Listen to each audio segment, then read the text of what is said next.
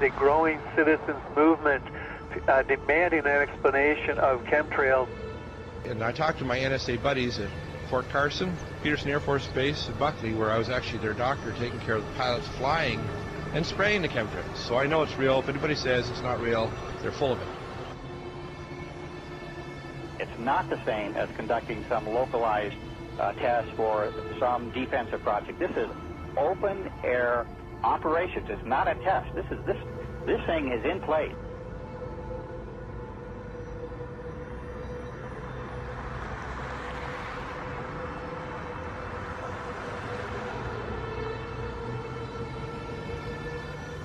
It didn't start till about 1996. Exactly.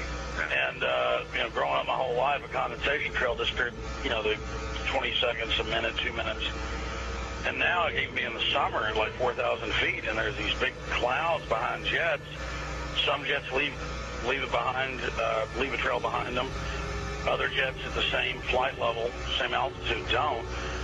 And, instead of just getting into are they spraying us or what's changed in the jet fuel or what's changed in the atmosphere, there are tens of thousands of declassified admissions under different programs where different Pentagon programs, different agencies of the government have tested chemical, biological, and radiological agents on the American people.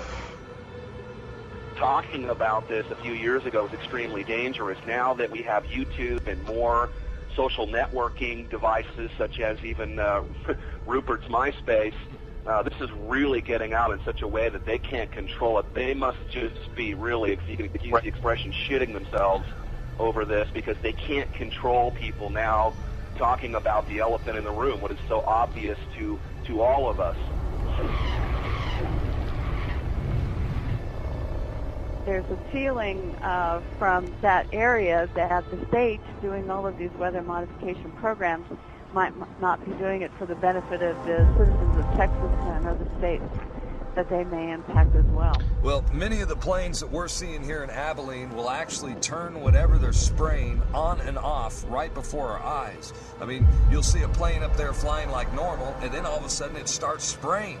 We've seen them fly off into the distance and then loop around and fly back again. These are not your typical planes with a preordained path destination from city to city. Someone needs to explain to me why do they stop traveling in one particular direction and then loop around and come back again. They perform this behavior so many times that we start seeing the tic-tac-toe grids in the sky. We're witnessing the giant X's. And I mean, Rosalind, when you and I grew up, these contrails naturally dissipated in a few seconds or perhaps a minute max. But these things expand, they grow bigger, and before you know it, the entire sky is overcast. That's correct. And they are there all day. They do loop the loop around our county and our state. We follow them at times with spotters in different areas, watching the planes loop, come back around. And we know from the FAA records that the jets from commercial airlines fly in straight lines. And coming across our county, there aren't many, and they stay mostly in certain patterns. The jets that we see leaving the persistent jet contrails move in directions that normal jets wouldn't fly because it would use too much fuel and put them off schedule. And the jets that we see here do loops. We've got pictures of them looping the same X's and crosshatches. But I believe that some of that, not only are they looking for keeping something in the air almost all the time, but we feel that some of the markings are to mark the start and stop areas for their programs so that they can watch their experiments either from satellite or the ground.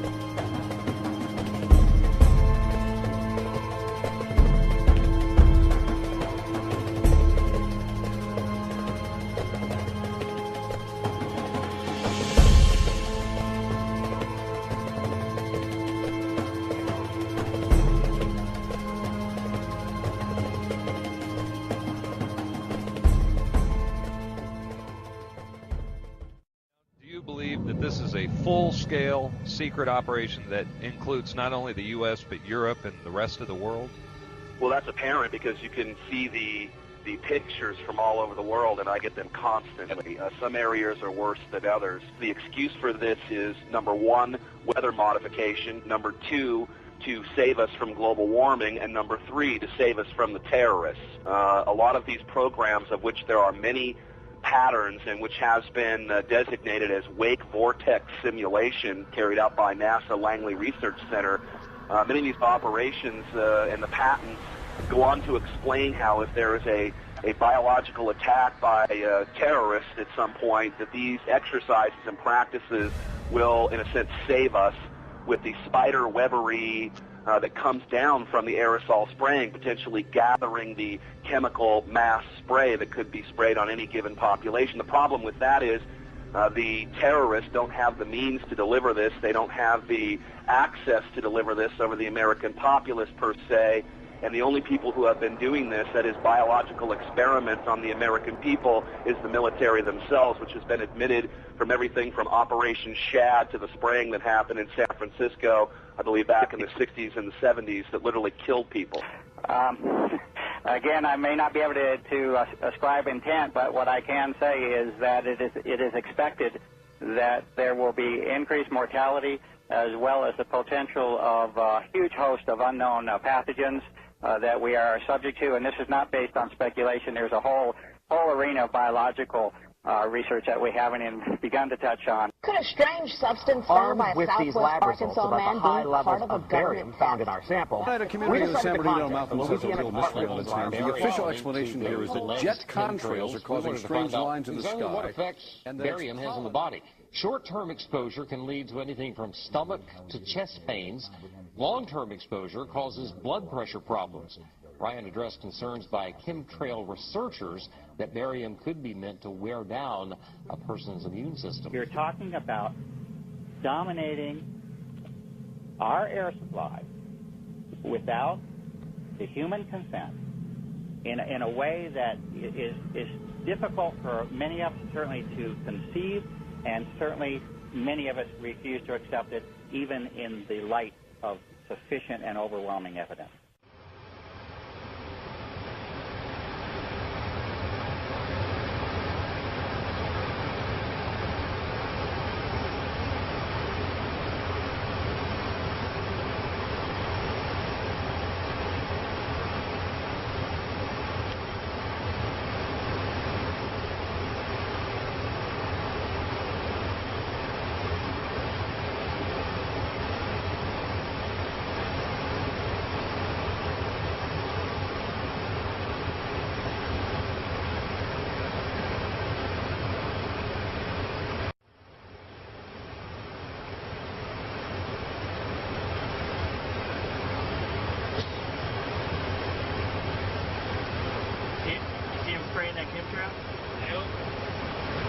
Good thing we're above it.